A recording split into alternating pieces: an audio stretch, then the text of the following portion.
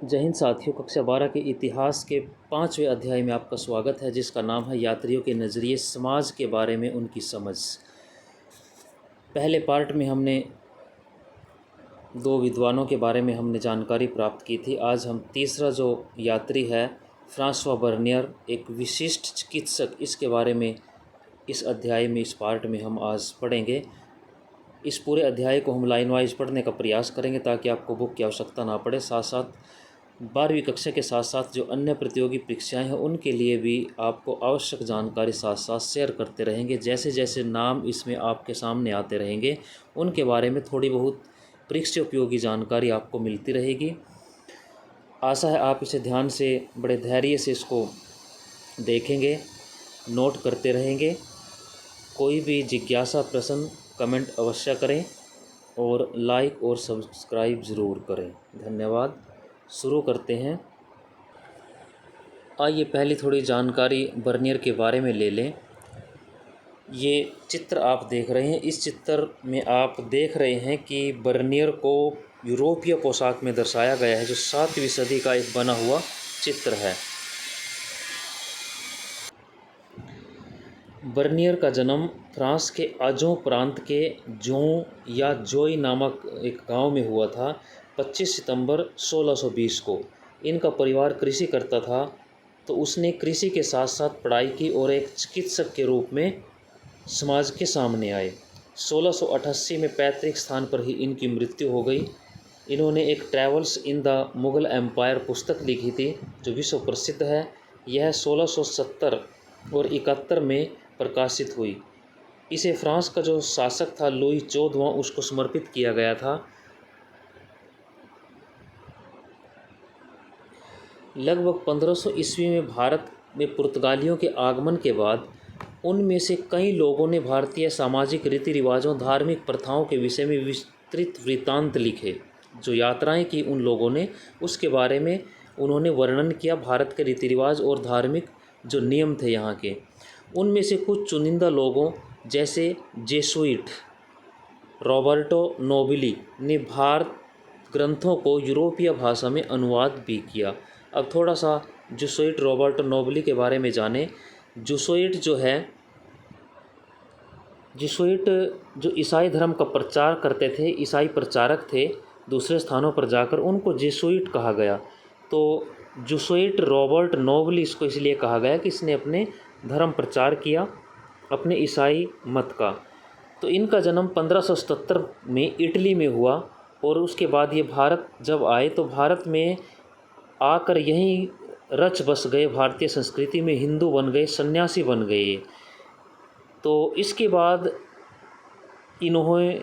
इनकी जो धार्मिक भावना थी और हिंदू धर्म ग्रहण करने के बाद इन्हें वाइट ब्राह्मण कहा जाने लगा, यानी कि सफ़ेद ब्राह्मण भी इनको कहा गया।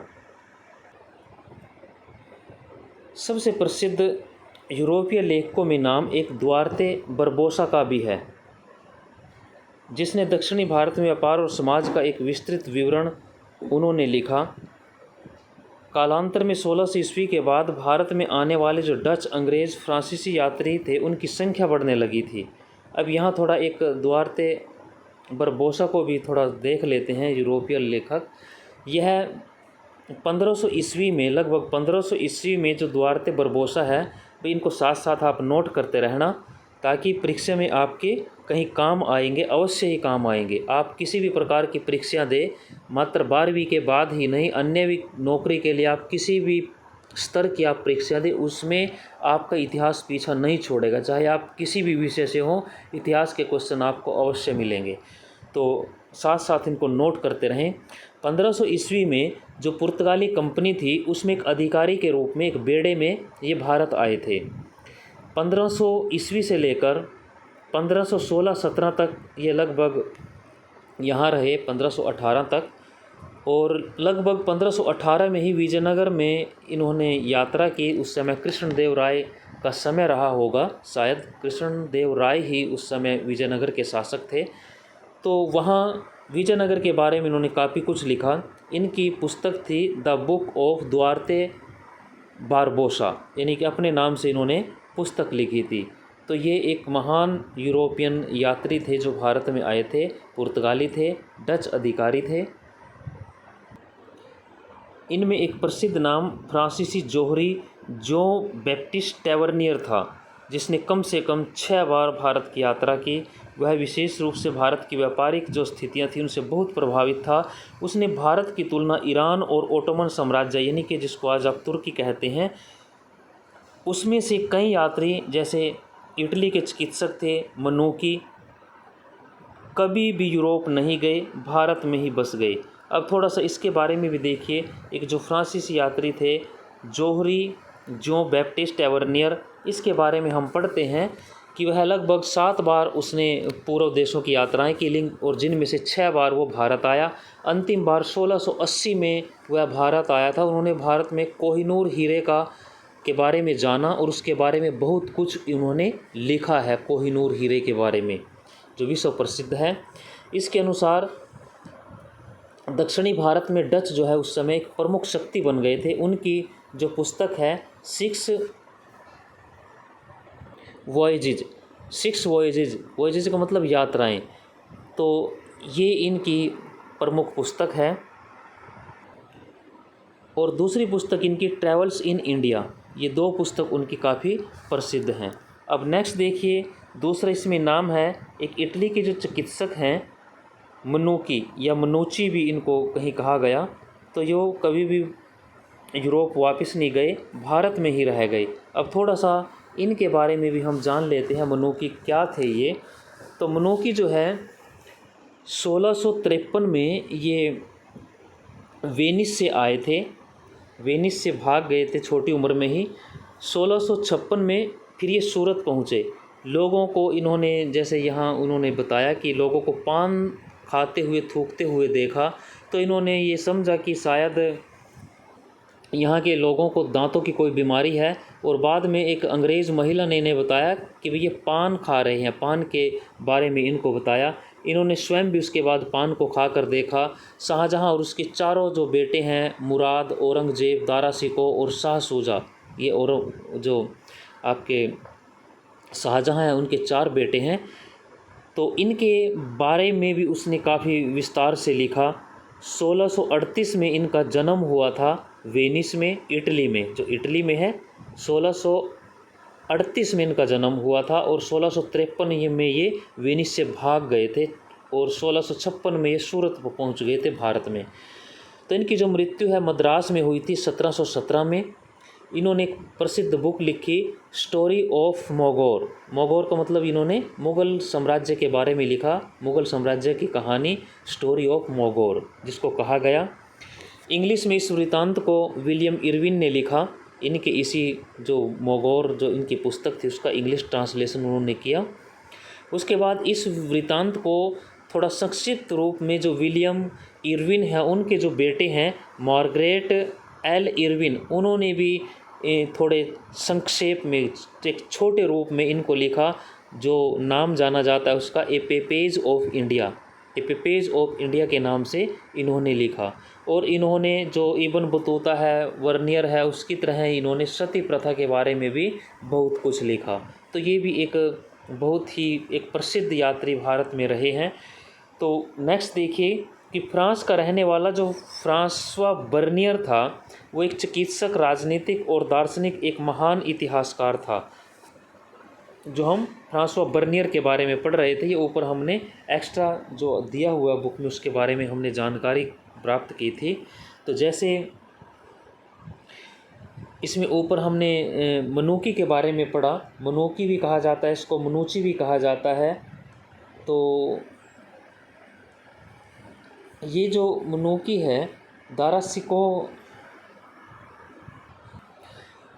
नेक्स्ट देखिए, जो फ्रांसिस बर्नियर था एक चिकित्सक, राजनीतिक, दार्शनिक, इतिहासकार था। कई लोगों की तरह वह भी मुग़ल साम्राज्य में अवसरों की तलाश में आया था। 1656 से 1688 तक लगभग 12 वर्षों तक वह भारत में रहा। 1656 से 1668 तक मुग़ल दरबार से नज़दीकी रूप से वो जुड़ा रहा। पहले सम्राट शाहजहाँ और उसके बाद उसके जो ज्येष्ठ पुत्र दारा शिकोह के चिकित्सक के रूप में उसने कार्य किया, क्योंकि वो खुद डॉक्टर था। बाद में मुग़ल दरबार के एक आर्मीनियाई जो अमीर दानिशमंद खान उसके साथ एक बुद्धिजीवी और वैज्ञानिक के रूप में जुड़ा रहा। क्योंकि दारा शिकोह की मृत्यु हो गई थी, जो संघर्ष हुआ शाहजहां के बेटों में आपसी सत्ता का संघर्ष हुआ, उस संघर्ष में दारा शिकोह की मृत्यु हो गई थी, औरंगजेब राजा बन गया था। तो उसके बाद दरबार में आर्मीनियाई जो अमीर था दानिश खान, उसकी सेवा में रहा एक वैज्ञानिक के रूप में। पूर्व और पश्चिम की तुलना। अब इसमें देखिए, बर्नियर ने देश के कई भागों की यात्रा की, जो देखा उनके विषय में उसने अनेक विवरण लिखे। वह सामान्यतः भारत में जो देखता था उसकी तुलना यूरोप की स्थिति से करता था। जो भी उसने भारत में देखा उस सारे की तुलना उसने यूरोप की स्थिति से की। उसने अपनी प्रमुख कृति को फ्रांस के जो शासक थे लुई 14वें को समर्पित किया था। उसके कई अन्य कार्य प्रभावशाली अधिकारी और मंत्रियों को पत्र के रूप में लिखे गए थे। लगभग प्रत्येक दृष्टांत में बर्नियर ने भारत की स्थिति को यूरोप में रहते हुए विकास की तुलना में दयनीय बताया। यानी कि यूरोप को उसने हर अपने अध्याय में, हर वृत्तांत में यूरोप को अच्छा बताया और भारत को अच्छा नहीं बताया, भारत की स्थिति को नरकीय बताया। जैसा कि हम यहाँ देखेंगे कि उसका आकलन हमेशा सटीक नहीं था, फिर भी उसके कार्य प्रकाशित हुए तो बर्नियर के वृत्तांत अत्यधिक प्रसिद्ध हो गई। हालांकि उसने जो भी टिप्पणियाँ भारत के बारे में जो लिखा वो सारा सत्य नहीं था, लेकिन फिर भी जो बर्नियर के वृत्तांत थे वो प्रकाशित होने के बाद लोगों ने उसको पढ़ा और वो बहुत प्रसिद्ध हो गए, बड़े लोगों को अच्छे लगे। ये चित्र देखिए, भारतीय पोशाक में टैवर्नियर का एक चित्र दिया हुआ है।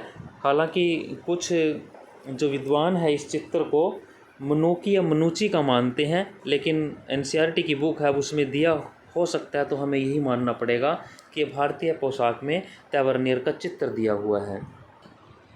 मुग़ल सेना के साथ यात्रा देखिए, बर्नियर ने कई मुग़ल सेना के साथ अनेक यात्राएं की।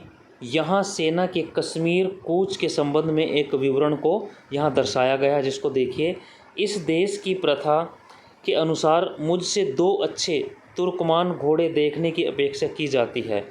मैं अपने साथ एक शक्तिशाली फारसी ऊँट चालक, अपने घोड़ों के लिए एक साइस कहेंगे, जो घोड़ों की देखभाल करने वाला होता है।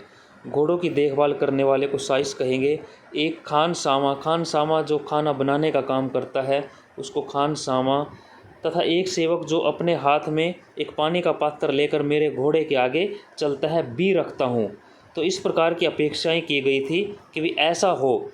मुझे हर उपयोगी वस्तु दी गई,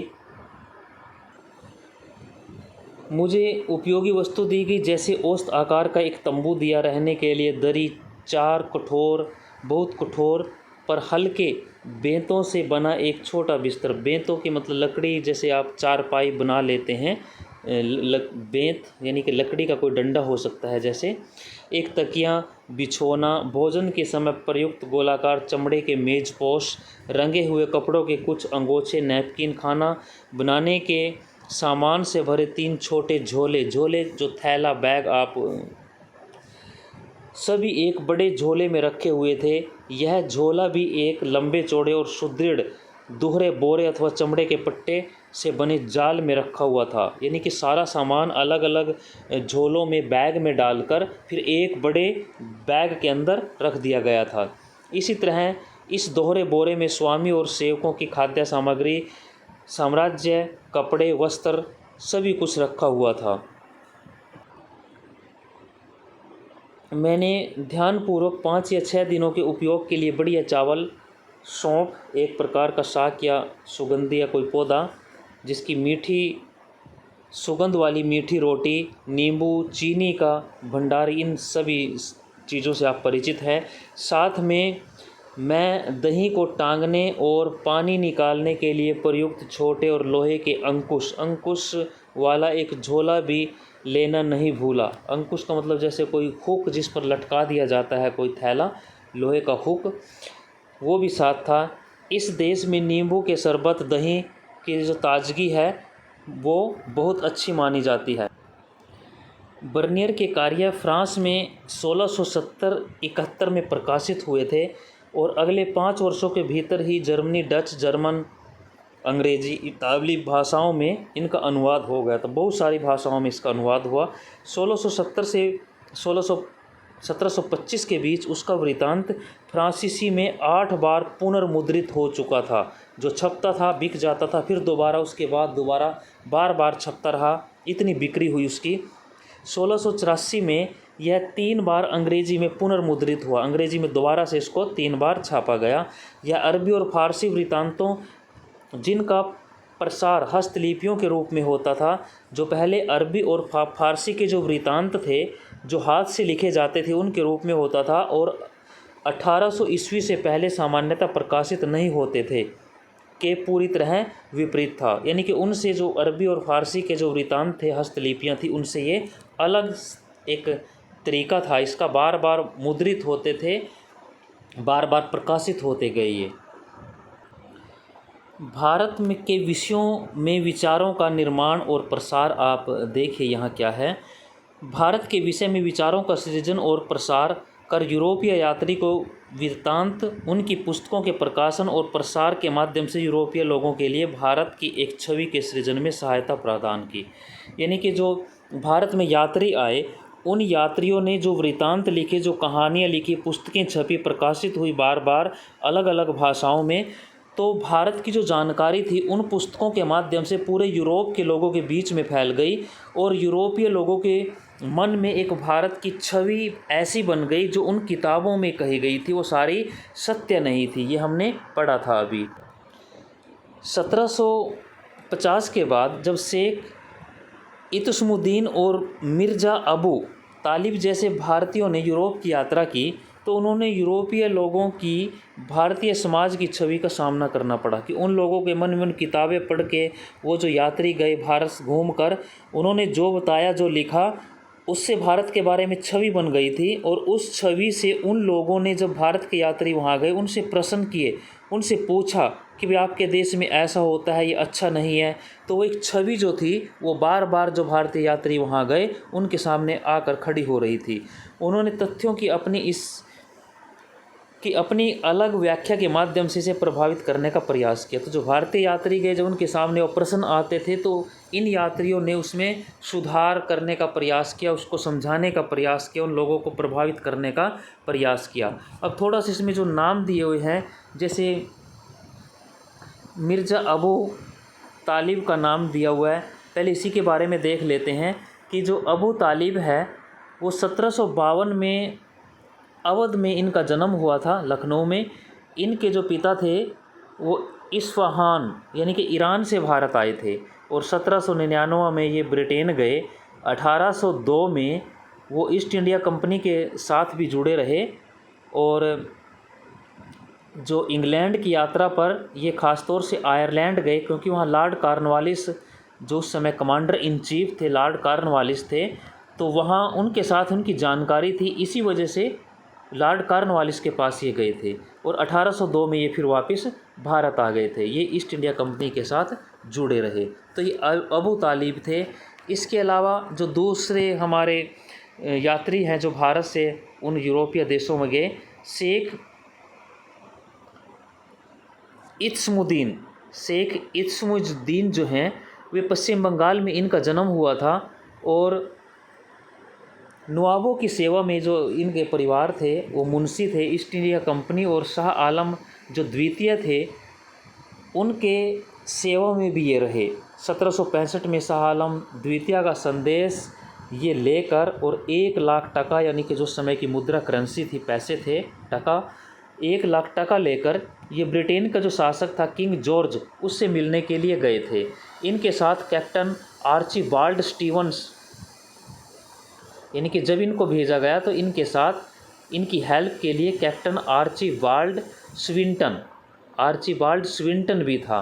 परंतु जब वो रास्ते में जा रहे थे तो कैप्टन स्विंटन ने उनको बताया कि भाई पैसे तो, जो संदेश और पैसे हैं वो तो लॉर्ड क्लाइव ने अपने आप रख लिए, हमारे पास तो ना पैसे हैं ना आपका संदेश है जो शाह आलम द्वितीय ने दिया था। तो इसलिए अब किंग के पास किस उद्देश्य से हम जाएंगे, हमारे पास पैसे भी नहीं है, कोई पत्र भी नहीं है राजा का। तो इस प्रकार वो वापस अनेक देशों की यात्रा करते हुए, जैसे France, Britain, Mauritius, Madagascar, Cape of Good Hope से घूमते हुए वापस भारत में आ गया। हालांकि बाद में जो क्लाइव था, क्लाइव ये वही क्लाइव है जो 1782 का युद्ध, बक्सर के युद्ध में जो लॉर्ड क्लाइव थे, ये वही क्लाइव है, लेकिन उस समय गवर्नर नहीं थे जब वो युद्ध हुए, बक्सर और प्लासी का युद्ध। तो उनमें जो इस क्लाइव ने बाद में वो पैसे जो राजा था सालम द्वितीय उसको वापस कर दिए थे। उसका उद्देश्य ये था कि भाई वो ये चाहता था कि जो भी वार्ता हो ब्रिटेन के साथ, राजा के साथ, किंग जॉर्ज के साथ, वो हमारे माध्यम से हो। कोई हमें किनारा करके, हमें बाईपास करके कोई सीधा ब्रिटेन के राजा से बात ना करे। तो इस लिहाज से हमारा महत्व ख़त्म हो जाएगा। इस उद्देश्य से उसने उनके पैसे और जो संदेश था वो छीन लिया था, उनसे ले लिया था, क्योंकि अंग्रेज़ था जो कैप्टन था उसके पास वो थे, और कैप्टन ने वो जो रॉबर्ट क्लाइव था उसको वापस दे दिया था। जो शेख थे ये इतिसमुद्दीन, इनका जन्म 1730 में हुआ था बंगाल में और मृत्यु 1780 में हुई। इन्होंने एक बुक भी लिखी जिसका नाम सिगुर्फनामा इनकी पुस्तक का नाम था। और इनको जो लोग हैं वो विलायत ए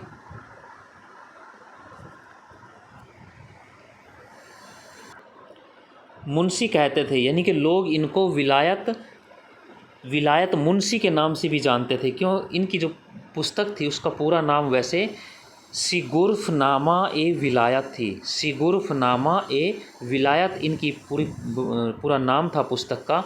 जो बाद में मराठों के साथ जो वार्ता हुई अंग्रेज़ों की, तो उसमें भी इन्होंने उसमें एक संधि के रूप में कार्य किया था।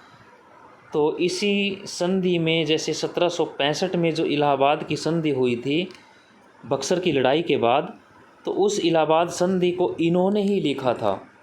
तो मुंशी तो वैसे थे ही, ये नवाबों के मुंशी थे, तो इन्हें विलायत मुंशी के नाम से भी जाना जाता था। तो ये दो यात्री हैं जो इन्होंने यूरोप की यात्रा की थी, उनका भी हमने वर्णन यहाँ पढ़ा। नेक्स्ट देखिए, एक अपरिचित संसार की समझ, अल बिरूनी और संस्कृतवादी परंपरा। हालांकि अल बिरूनी के बारे में हम पहले काफ़ी कुछ पढ़ चुके हैं, तो थोड़ा सा और यहाँ ज़्यादा डीपली नहीं पढ़ेंगे, जो बुक में दिया वही है।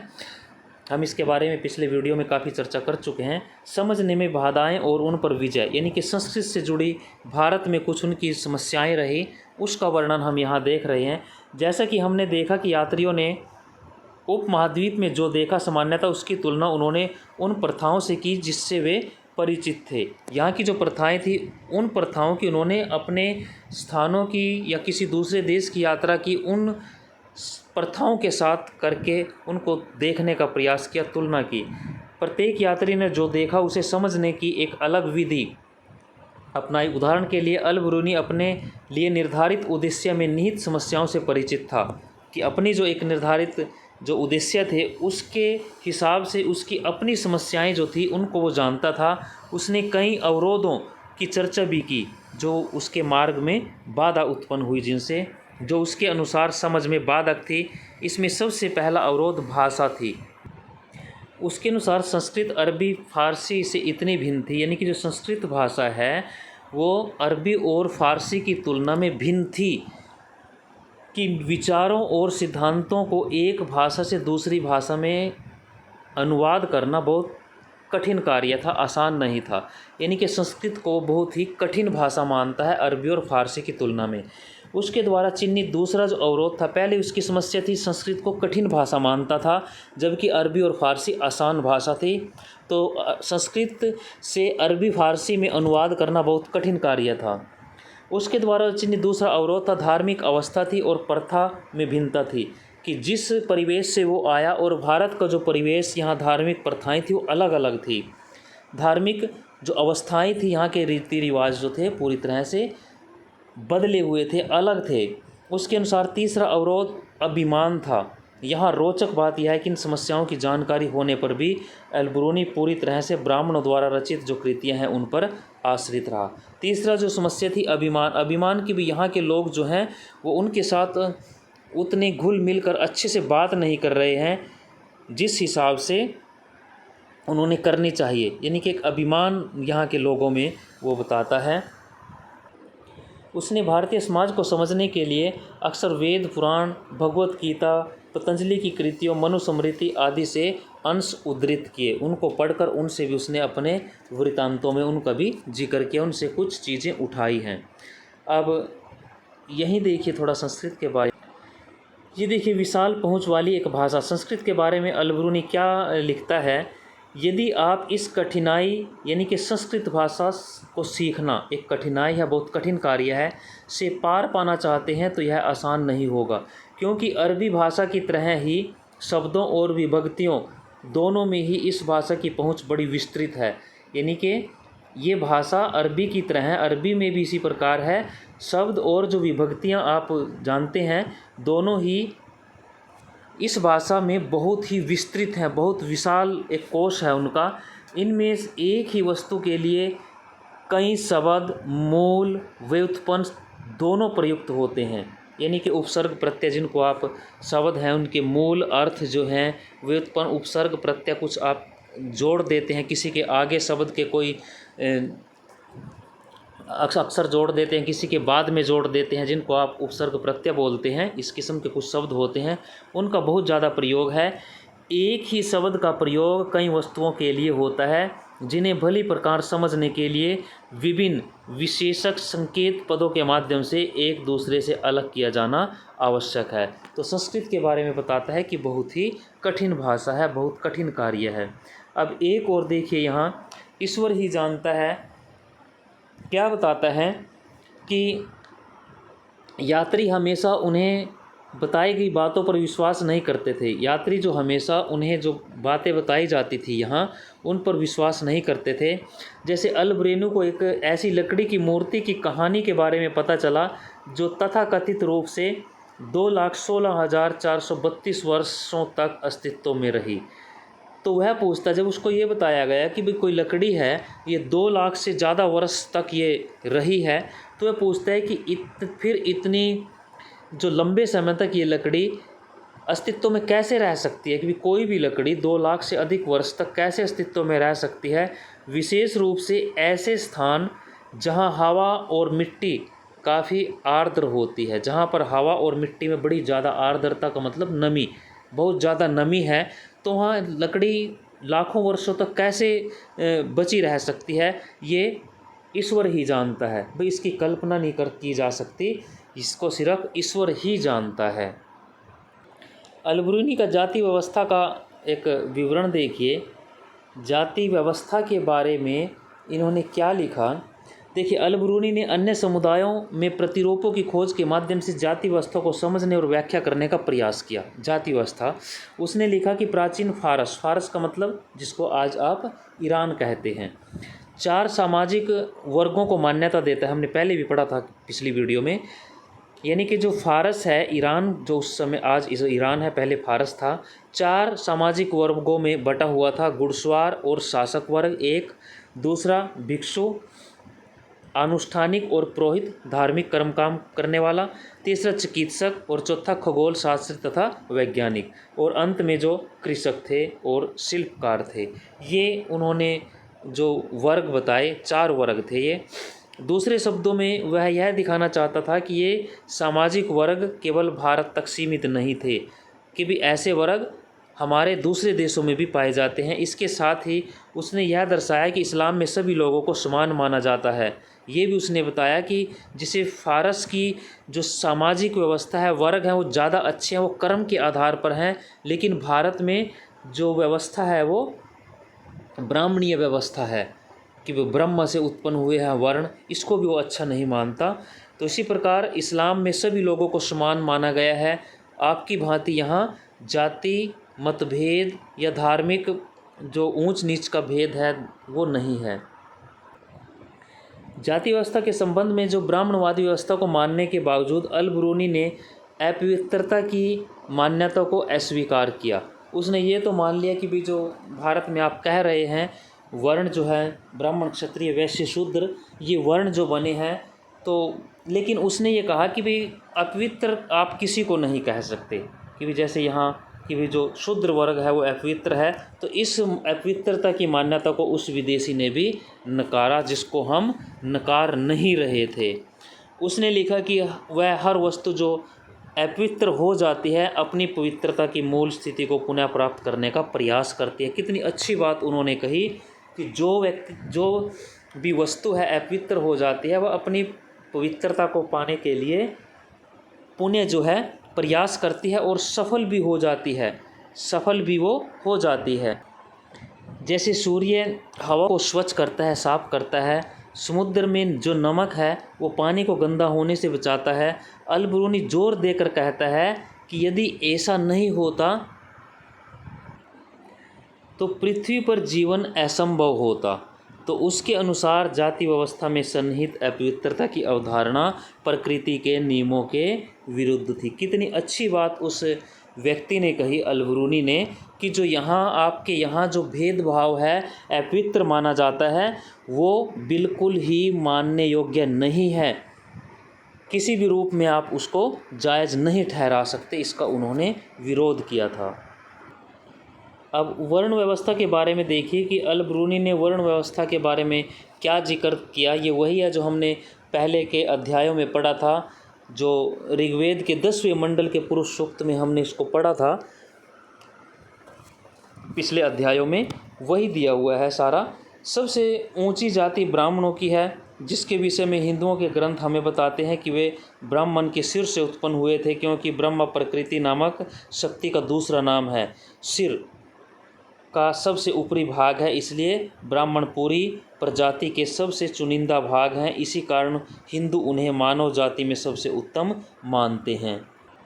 अगली जाति क्षत्रियों की है, जिसका जो जन्म है ऐसा कहा जाता है कि ब्राह्मण के कंधों या हाथों से हुआ, उसका दर्जा ब्राह्मणों से अधिक नीचे नहीं है।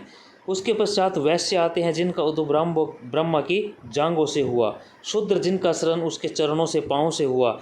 अंतिम जो दो वर्ण के बीच अधिक अंतर नहीं है, वैश्य और शूद्र, ये अल-बिरूनी लिखता है। लेकिन इन वर्णों के बीच भिन्नता होने पर भी ये एक साथ त्योहार शहरों और गांवों में रहते हैं, समान घरों आवासों में मिलजुल कर रहते हैं। जैसा कि हमने देखा कि जाति व्यवस्था के विषय में अल-बिरूनी का विवरण उसके नियामक संस्कृत ग्रंथों के अध्ययन से पूरी तरह से गहनता से प्रभावित था, कि जो संस्कृत ग्रंथों में, ब्राह्मण ग्रंथों में यहाँ लिखा हुआ था वही उसने लिखा। इन ग्रंथों में ब्राह्मणों के दृष्टिकोण से जाति व्यवस्था को संचालित करने वाले नियमों का प्रतिपादन किया गया था। इन ग्रंथों में जो जाति व्यवस्था है उसको संचालित करने के नियम बताए गए थे, लेकिन वास्तविक जीवन में यह व्यवस्था इतनी भी कड़ी नहीं थी। उदाहरण के लिए जैसे अंत्यज, अंत्यज जो शब्द है इसको देखिए शाब्दिक रूप से, इसका मीनिंग क्या है, व्यवस्था से परे, यानी कि जो वर्ण व्यवस्था है उससे में समाहित नहीं है। ब्राह्मण, क्षत्रिय, वैश्य उनसे अलग है, उनसे बाहर है। जो वर्ण व्यवस्था से बाहर के जो लोग हैं उनको अंत्यज कहा गया। नामक श्रेणियों से सामान्यतः यह अपेक्षा की जाती है कि किसानों और जमींदारों के लिए सस्ता श्रम उपलब्ध करें। ऐसा माना गया है कि वे सस्ता श्रम उपलब्ध कराएं। दूसरे शब्दों में, हालांकि कि वो सामाजिक प्रताड़ना का शिकार होते थे, सामाजिक रूप से वो सम्मान के योग्य नहीं माने जाते थे, लेकिन फिर भी उन्हें आर्थिक तंत्र में शामिल किया जाता था। किसानों के साथ खेती करते थे, अन्य जो काम थे उनको भी करते थे। तो इस प्रकार आर्थिक जो विकास था, आर्थिक जो तंत्र था उसमें वो शामिल थे। मानव सिर जैसे जो गिरीदार फल हैं, गिरी जिनके अंदर से गिरी निकलती है, गिरीदार फल, उसके बारे में, नारियल के बारे में देखिए, क्योंकि हमने जो पहला जो चैप्टर का पहला जो पन्ना था, पेज था, उस पर हमने पान के पत्ते और जो नारियल का फल था उसको देखा था। अब उसके बारे में हम यहाँ थोड़ा पढ़ते हैं क्या लिखा। नारियल का वर्णन इब्न बतूता इस प्रकार करता है, क्या करता है कि ये वृक्ष स्वरूप से एक अनोखे प्रकृति के सबसे विस्मयकारी वृक्षों में से एक है। बहुत आश्चर्यजनक इनको मानता है। ये हूबहू खजूर जैसे तो दिखते हैं, इनमें कोई अंतर नहीं है। जैसे खजूर के वृक्ष हैं उसी प्रकार है, कोई अंतर नहीं है, सिवाय एक अपवाद के। क्या अपवाद था? एक से काष्ठफल प्राप्त होता है। का और दूसरे से खजूर, कि भाई जो खजूर है उससे खजूरें मिलती हैं, लेकिन जो नारियल का पेड़ है उससे काष्ठफल प्राप्त होता है। काष्ठफल जो लकड़ी के कवर जैसा ऊपर से ढका हुआ हो। नारियल के वृक्ष का जो फल है मानव सिर से मेल खाता है, यानी कि जो नारियल के टुकड़े, पहले पेज पर नारियल के टुकड़े दिखाए गए थे, तो उनको क्यों दिखाया गया था? क्योंकि उनको आश्चर्यजनक मानते थे, तो इनकी तुलना वो मानव सिर से करते हैं कि मानव के सिर से मेल खाते हैं, क्योंकि इनमें भी मानो 2 आँखें एक मुख हो। इसके अंदर का भाग हरा होने पर मस्तिष्क जैसा दिखाई देता है, जो एक कच्चा नारियल होता है, यानी कि जो पका हुआ ना हो। इससे जुड़ा रेशा बालों जैसा दिखाई देता है, जो उसके ऊपर धागे से लगे होते हैं, वो रेशे वो बालों जैसे दिखाई देते हैं। इससे रस्सी बनाते हैं और लोहे की कीलों के प्रयोग के बजाय इनसे जहाज़ को सिलते हैं, कि भाई इसको जहाज़ों को जो सिलने का कार्य करते थे, पालों को, उनका भी इसमें प्रयोग किया जाता था। वे इससे बर्तनों के लिए रस्सी भी बनाते थे। तो किस तरह से तुलनाओं से इब्न बतूता अपने पाठकों को ये बताने की कोशिश कर रहे हैं कि नारियल देखने में कैसे होते हैं। अपने पाठकों को समझाने के लिए इब्न बतूता किस तरह की तुलनाएं प्रस्तुत करता है। वो ये दिखाता है कि नारियल असाधारण फल है, तो क्या उसका ये जो वर्णन है वो ठीक किया है उसने? असाधारण फल है, कितना सटीक है ये, आप इसको कमेंट करके बता सकते हैं। कमेंट अवश्य करें, लाइक और शेयर और सब्सक्राइब अवश्य करें। नेक्स्ट देखिए, पान के बारे में उन्होंने क्या बताया। पान, इब्न बतूता द्वारा पान का वर्णन भी दिया हुआ है। पहले ही पेज पर इस अध्याय के पान और नारियल के चित्र छपे हुए हैं। अब पान एक ऐसा वृक्ष है जिसे अंगूर लता की तरह उगाया जाता है, जैसे अंगूर की बेल उगाई जाती है। पान पर कोई फल नहीं लगता, इसे केवल पत्तियां उगाई जाती हैं। इसे प्रयोग करने की एक विधि है कि इसे खाने से पहले सुपारी ली जाती है, जायफल जैसी होती है, यानी कि जो जायफल है, सुपारी है, वो इसको प्रयोग करने से पहले इस पर लगाया जाता है। पर इसे तब तोड़ा जाता है जब इसके छोटे छोटे जो टुकड़े हैं नहीं हो जाते हैं। इन्हें मुंह में रखकर फिर चबाया जाता है, उसके बाद पान की पत्तियों के साथ इन्हें चबाया जाता है। तो ये पान के पत्तों के बारे में आपने पढ़ा था कि एक यात्री ने जब पान के पत्तों को खाकर वो थूकते हुए देखा, तो उसके बारे में हमने अभी कुछ समय पहले पढ़ा था। उसको बताएं कि वो जो वर्णन था किसने किया था, वो किसके बारे में था, किसने सूरत में ऐसा देखा, वो आप कमेंट करके अवश्य बताएं। तो यहाँ देखिए कि आपके विचार में इब्न बतूता का ध्यान क्यों खींचा इसने, यानी कि पान ने। क्या आपके इस विवरण में कुछ और जोड़ना चाहेंगे? आप ये भी कमेंट के माध्यम से बता सकते हैं। इब्न बतूता और अनजाने को जानने की उत्कंठा, जानने की इच्छा, जिज्ञासा। जब 14वीं शताब्दी में इब्न बतूता दिल्ली आया तो उस समय तक पूरा उपमहाद्वीप एक वैश्विक संचार तंत्र का हिस्सा बन गया था। संचार तंत्र, कम्युनिकेशन, एक दूसरे के साथ संपर्क, अच्छा संपर्क बन चुका था, जो पूर्व में चीन से लेकर पूर्व में पश्चिम में उत्तर पश्चिम अफ्रीका तक, यानी कि अफ्रीकी देशों तक और यूरोप तक फैला हुआ था। यानी कि संचार तंत्र बहुत विकसित था। भारत इन सभी देशों के साथ, महाद्वीपों के साथ जुड़ा हुआ था।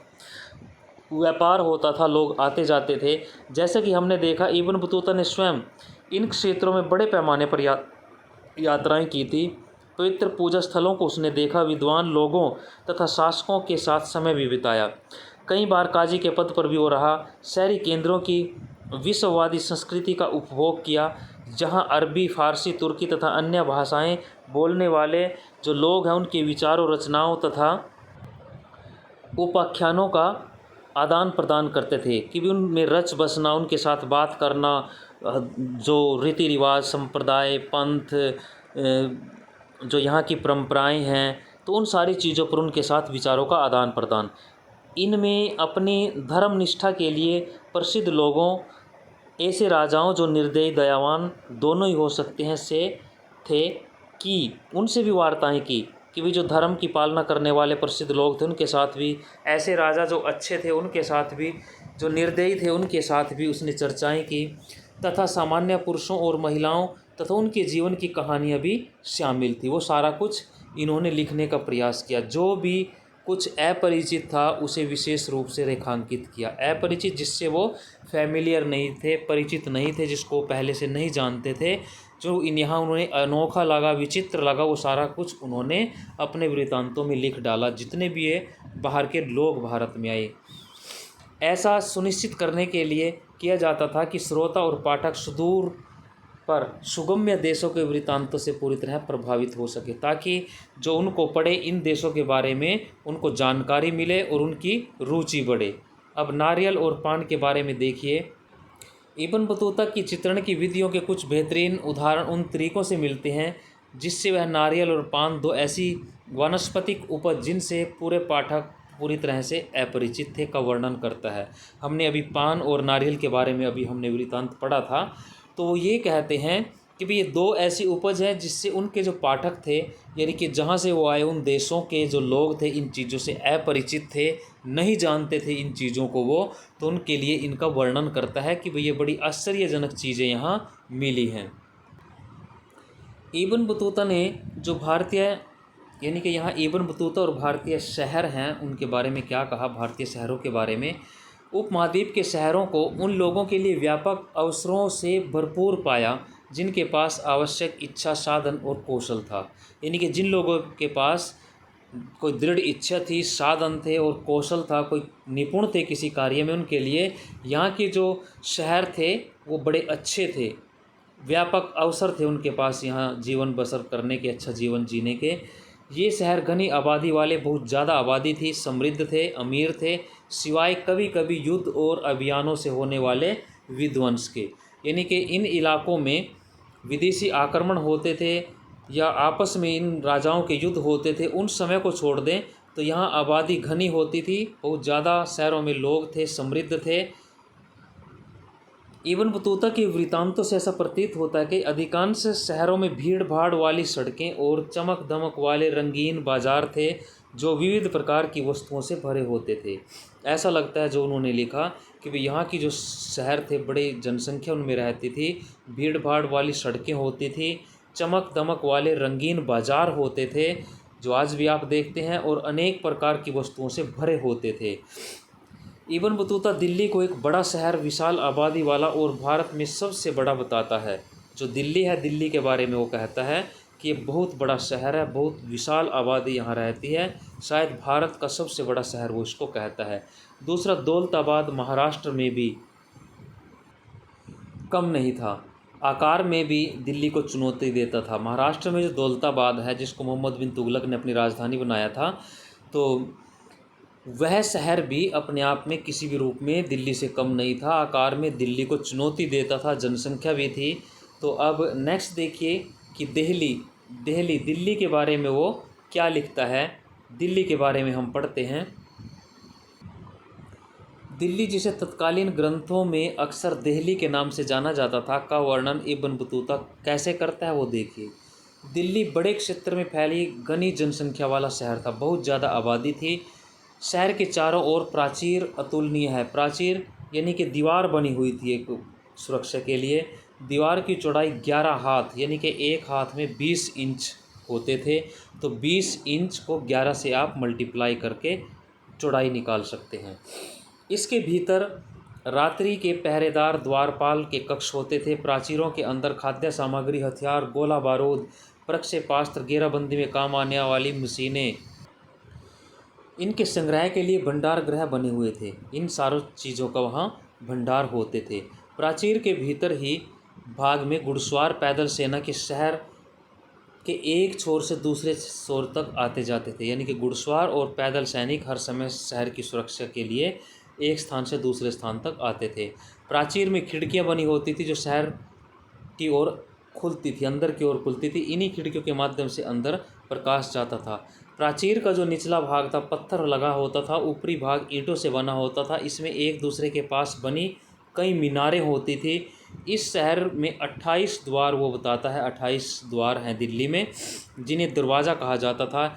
इनमें से बदायूं का जो दरवाज़ा है वो सबसे बड़ा माना उसने। ये प्रश्न आया हुआ था, इसको नोट करना। कि 28 द्वार माने गए दिल्ली है और बदायूं दरवाज़ा सबसे विशाल माना गया। मांडवी दरवाजे के भीतर एक अनाज मंडी भी थी, इसको भी नोट करें। मांडवी दरवाजे के भीतर अनाज मंडी थी। गुल दरवाजे की बगल में एक फलों का बगीचा था। इसे दिल्ली शहर में एक बेहतरीन कब्रगाह है जिसमें बनी कब्रों के ऊपर गुंबद बनाई गई है। जिन कब्रों पर गुंबद नहीं है उनमें निश्चित रूप से मेहराब है। मेहराब ये देखिए, ये बनी हुई है जो एक गोलाई के आकार में, जो दरवाज़ा गोलाई के आकार में होता है। कब्रगाह में कंदाहार, चमेली, जंगली गुलाब जैसे फूल उगाए जाते हैं। ये सभी फूल जो हैं सभी मौसमों में खिलते थे। अब ऊपर देखिए, ऊपर का चित्र जो है तुगलकाबाद दिल्ली का एक मेहराब ये दिखाया गया है। मेहराब है दिल्ली का, तुगलकाबाद का, और बस्ती की किलेबंदी की एक दीवार का ये हिस्सा, ये उसकी किलेबंदी एक प्राचीर दीवार दिखाई गई है कि ये कैसे जो दीवारें हैं सुरक्षा के लिए शहर की बनी हुई थी दिल्ली की, जो आपको अभी बताया गया था। 28 द्वार जो बताए गए थे। बाजार मात्र आर्थिक विनिमय के स्थान ही नहीं थे, यानी कि आर्थिक रूप की गतिविधियां जो थी उन्हीं के लिए नहीं थे, बल्कि ये सामाजिक आर्थिक गतिविधियों के केंद्र भी थे। अधिकांश बाज़ारों में एक मस्जिद मंदिर होता था, यानी कि धार्मिक, सामाजिक, आर्थिक सभी प्रकार की गतिविधियों से जुड़े होते थे। ये जो स्थान थे, बाज़ार थे, उनमें से कम कुछ में तो नर्तकों, संगीतकारों, गायकों को के सार्वजनिक प्रदर्शन के लिए स्थान भी चिन्हित थे, जहाँ पर जो नाच गाने वाले हैं वो सार्वजनिक प्रदर्शन करते थे। ऐसे भी कुछ स्थान निश्चित किए हुए थे। हालांकि इब्न बतूता की शहरों की समृद्धि का वर्णन करने में अधिक रुचि नहीं थी। इतिहासकारों ने उनके वृत्तांत का प्रयोग यह तर्क देने के लिए किया कि शहर अपनी संपत्ति का एक बड़ा भाग गांव से अधिशेष के अधिग्रहण से प्राप्त करते थे। गांव में जो अधिशेष, अधिक जो भाग होता था, सरप्लस, उसके अधिग्रहण से वो प्राप्त करते थे, ऐसा वो कहते हैं। इब्न बतूता ने पाया कि भारतीय कृषि के इतना अधिक उत्पादनकारी होने के कारण मिट्टी उपजाऊ अन्न की अच्छा उत्पादन होता था, क्योंकि यहाँ मिट्टी उपजाऊ थी, जो किसानों के लिए वर्ष में 2 फसलें उगाना संभव था कि भी 2 फसलें आम वो उगाते हैं। उसने यह भी बताया कि उपमहाद्वीप व्यापार और वाणिज्य के अंतर एशियाई तंत्रों से भलीभांति जुड़ा हुआ था। जो भारतीय उपमहाद्वीप है, व्यापार वाणिज्य के लिए दूसरे देशों के साथ मध्य एशिया जो इलाका है एशिया का, उसके साथ अच्छे प्रकार से जुड़ा हुआ था। भारतीय माल की जो मध्य और दक्षिण पूर्वी एशियाई देशों में बहुत मांग थी, जो भारत का माल था, जिसमें शिल्पकारों और व्यापारियों को भारी मुनाफा होता था। जो व्यापारी थे, शिल्पकारी करते थे, उनको बहुत लाभ होता था। भारतीय कपड़े, विशेषकर सूती कपड़ा, महीन, मलमल, रेशम, जरी, साटन आदि की बहुत ज़्यादा मांग थी। सारे नामों से आप लगभग परिचित हैं। जैसे इसमें शॉटन दिया, शॉटन मतलब कोई सिल्क या चमकदार कोई कपड़ा हो सकता है, जो बहुत ही मतलब एक चमक जिसके अंदर ज़्यादा हो, सॉफ्ट हो, चमक हो, सिल्क के टाइप का, उसकी बहुत ज़्यादा मांग थी विदेशों में। महीन, मलमल, मलमल भी अपने यानी कि एक विदेशों में भारतीय जो मलमल था उसकी भी एक विशेष मांग होती थी, क्योंकि बहुत महीन होता था, कीमती भी होता था, और इसकी जो डिमांड थी कि वे महीन मलमल कई किस्में इतनी महंगी थी कि उन्हें अमीर वर्ग के और बहुत धनाढ्य लोग ही पहन सकते थे, यानी कि बहुत अमीर जो लोग थे केवल वही पहन सकते थे। बहुत ही कीमती ये मलमल होती थी। बाज़ार में संगीत देखिए, यहाँ इब्न बतूता दौलताबाद के विवरण को कुछ यहाँ दर्शाता है कि दौलताबाद में पुरुष महिला गायकों के लिए एक बाज़ार है जिसे ताराबाद कहते हैं, यानी कि गायकों का जो बाज़ार है जिसमें पुरुष महिला दोनों शामिल होते हैं, गायकों के बाज़ार को ताराबाद कहते हैं। यह विशाल और सुंदर बाज़ारों में से एक है। यहाँ बहुत सी दुकानें हैं। प्रत्येक दुकान में एक ऐसा दरवाज़ा है जो मालिक के आवास में खुलता है। प्रत्येक दुकान में ऐसा दरवाज़ा है जो मालिक के घर में खुलता है। दुकानों को कालीनों से सजाया गया है। दुकान के मध्य में झूला होता है जिस पर गायिका बैठती है। वह सभी प्रकार की भव्य वस्तुओं से सजी होती थी। पूरा यानी कि उसको सजाया जाता था, श्रृंगार किया जाता था उसका। उसकी सेविकाएं उसे झूला झुलाती हैं। बाज़ार के मध्य में एक विशाल गुंबद खड़ा है जिसमें कालीन बिछाए गए हैं, सजाया गया है। इसमें प्रत्येक गुरुवार सुबह की इबादत के बाद संगीतकारों के प्रमुख अपने सेवकों दासों के साथ स्थान ग्रहण करते हैं, बैठते हैं। गायिकाएं एक के बाद एक झुंडों में आकर उनके समक्ष जो है सूर्यास्त का गीत गाती और नाचती हैं। उसके पश्चात वो चले जाते हैं। इस प्रकार बाज़ार में इबादत के लिए मस्जिदें बनी हुई हैं। जो हिंदू शासकों में से एक जब भी बाजार से गुजरता था, गुंबद से उतर कर आता था और गायिकाएं उसके समक्ष गान प्रस्तुत करती थी। यहाँ तक कि कई मुस्लिम शासक भी ऐसा ही करते थे।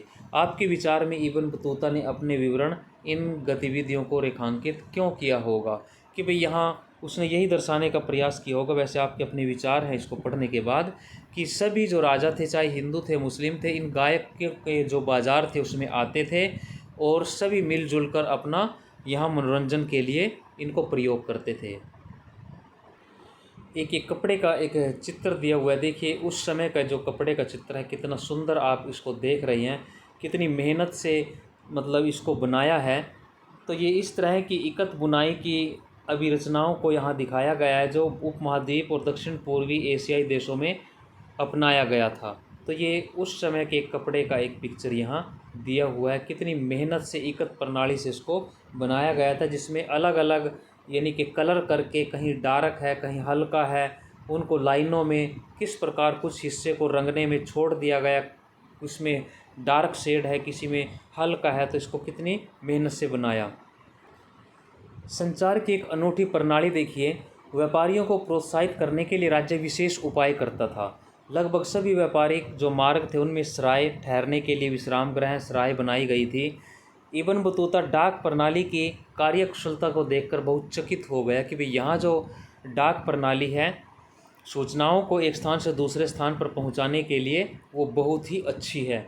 इससे व्यापारियों के लिए न केवल लंबी दूरी तक सूचना भेजना और उधार प्रेषित करना संभव हुआ, बल्कि अल्प सूचना पर माल भी भेजा जा सकता है। सूचनाएं और जो उधार है, पैसा है, माल है, वो बहुत जल्दी ही भेजा जाता था। डाक प्रणाली इतनी कुशल थी कि ये जब जहाँ सिंध से दिल्ली की यात्रा में 50 दिन लगते थे, अगर सिंध से दिल्ली आना होता था, सिंध जो आज पाकिस्तान में है, उसमें 50 दिन लगते थे, वहीं गुप्तचरों की खबरें सुल्तान तक इस डाक माध्यम से केवल 5 दिनों में पहुंच जाती थी। देखो कहाँ 50 दिन और कहाँ 5 दिन, कितनी एक कुशल कार्य प्रणाली इसको बताया गया। देखिए इस संचार व्यवस्था को घोड़े पर और पैदल दो टाइप बताए गए। डाक व्यवस्था का वर्णन इब्न बतूता इस प्रकार करता है कि भारत में 2 प्रकार की डाक व्यवस्था है। डाक व्यवस्था सूचनाएं, उधारी, पैसा, माल को एक स्थान से दूसरे स्थान पर भेजना कम से कम समय में।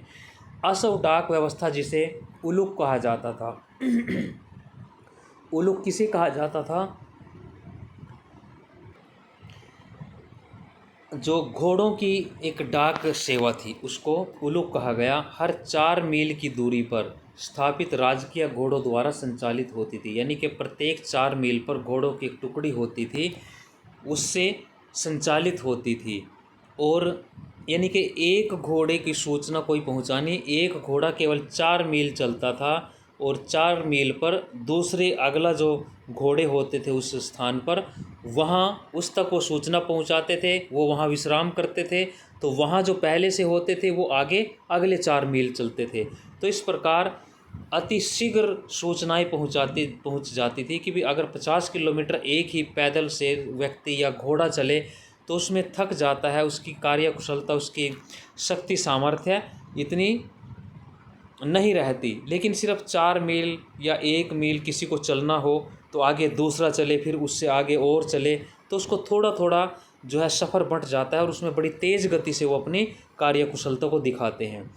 इसी प्रकार पैदल डाक व्यवस्था में प्रति मील जो है 3 अवस्थान का मतलब स्टेशन जिनको आप कह सकते हैं, 3 स्टेशन होते थे। यानी कि जो पैदल चलते थे, एक घोड़ों की थी, वो 4 मील पर चलना पड़ता था उनको, फिर अगली चौकी आ जाती थी। इसी प्रकार जो पैदल डाक सेवा थी उसमें क्या था कि प्रति मील पर 1 मील पर 3 स्टेशन होते थे, जिसे दावा कहा जाता था। यह 1 मील का 1/3 भाग होता था, यानी कि 1 मील को 3 हिस्सों में बांट दिया गया, थोड़ा थोड़ा उनको चलना पड़ता था। अब हर 3 मील पर एक घनी आबादी वाला एक गांव होता है, जिसके बाहर 3 मंडप होते थे। 3 मंडप, एक मंडली लोगों की बैठी होती थी, जैसे तंबू टेंट लगाकर समझ सकते हैं आप इस प्रकार से, जिसमें लोग कार्य आरंभ करने के लिए तैयार बैठे रहते थे, पीछे से संदेश आने की इंतज़ार करते थे। उनमें से प्रत्येक के पास 2 हाथ लंबी एक छड़ होती है, जिसके ऊपर तांबे की घंटियां लगी होती थी संकेत देने के लिए। जब संदेशवाहक शहर से यात्रा प्रारंभ करता है तो एक हाथ में पत्थर और दूसरे में घंटियों द्वारा छड़ लिए वह क्षमता अनुसार तेज दौड़ता है। जब मंडप में बैठे लोग घंटियों की आवाज़ सुनते हैं तो वे तैयार हो जाते हैं और जैसे संदेशवाहक उनके पास पहुंचता है, उनमें से उस पत्थर को ले लेते हैं और अपने छड़ को हिलाते हुए पूरी ताकत से वो दौड़ पड़ता है, जब तक वह अगले दावा पर नहीं पहुंच जाता था, अगले स्थान पर नहीं पहुंच जाता था। पत्थर के अपने गंतव्य स्थान पर पहुंचने पर यह प्रक्रिया चलती रहती थी। इस प्रकार जो पैदल डाक व्यवस्था है, असव डाक व्यवस्था से भी बहुत तेज़ होती है और इसका प्रयोग अक्सर खुरासान के फलों के परिवहन के लिए भी होता है, जिन्हें भारत में बहुत पसंद किया जाता है। खुरासान जो है आज तो ईरान माना जाता है उसको, लेकिन पुराने समय में मध्य एशिया के, अफ़गानिस्तान के, ईरान के बहुत बड़ा क्षेत्र ये खुरासान का होता है, जहाँ से फल आते थे। तो इसलिए भी इसका प्रयोग किया जाता है। उसी प्रकार है जैसे आज रिले रेस होती है, उसमें एक बैटन को दूसरे खिलाड़ी को दौड़ कर दिया जाता है, वो विश्राम करता है, फिर नेक्स्ट दौड़ता है, फिर उससे नेक्स्ट दौड़ता है। इसी प्रकार अगर आज आप जीटी रोड पर भी देखें, जीटी रोड पर भी कुछ आपके कोस मीनार बने हुए कई स्थानों पर, तो जिसमें कई स्थानों पर खड़े हैं कि वहाँ सैनिक होते थे, घुड़सवार होते थे, तो मैसेज जो है एक स्थान से, यानी कि दिल्ली से लाहौर, सिंध तक ले जाना बड़ा आसान होता था। एक मीनार से दूसरी कोस मीनार तक जो है उनको दौड़ना पड़ता था घुड़सवारों को, तो थोड़ी थोड़ी मतलब दूरी उनको तय करनी होती थी। उनकी सामर्थ्य बनी रहती थी और तेज़ गति से वो अपना कार्य करते थे। तो नेक्स्ट हम अगले पार्ट में करेंगे, अंतिम जो वीडियो होगी। धन्यवाद, जय हिंद। आप कमेंट अवश्य करें, लाइक करें, शेयर करें और चैनल को सब्सक्राइब अवश्य करें। धन्यवाद, जय हिंद।